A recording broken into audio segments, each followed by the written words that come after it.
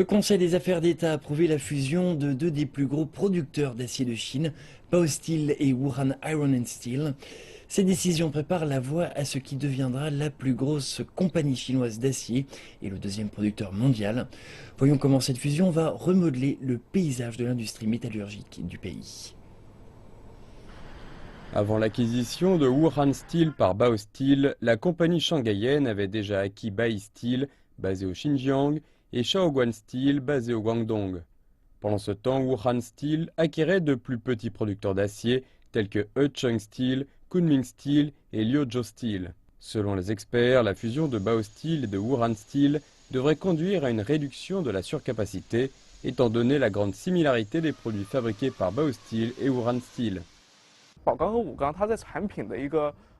Baosteel et Wuhan Steel produisent toutes deux des produits de haute qualité tels que l'acier siliconé ou l'acier utilisé dans l'industrie automobile. Les deux compagnies ensemble disposeront d'une plus grande part de marché. La fusion aidera à rationaliser leur production. Les exportateurs d'acier chinois souffrent de fortes taxes anti-dumping de la part du pays, étant donné que les gouvernements étrangers veulent protéger leurs entreprises locales des importations chinoises meilleur marché.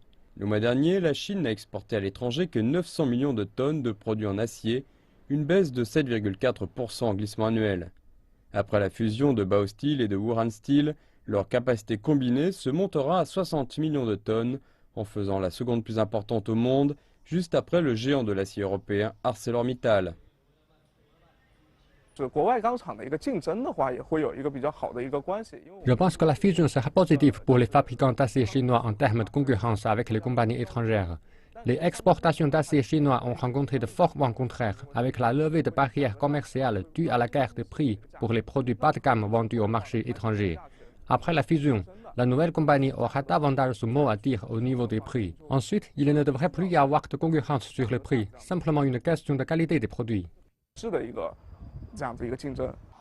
Baosteel et Wuhan Steel ont connu d'excellentes performances au cours du premier semestre de l'année 2016. Baosteel a engrangé environ 3,4 milliards de yuans de janvier à juin, le plus gros chiffre parmi tous les fabricants d'acier chinois.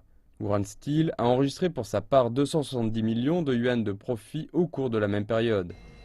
Selon China Business News, les deux compagnies ne prévoient pas de réduction d'emplois suite à cette fusion.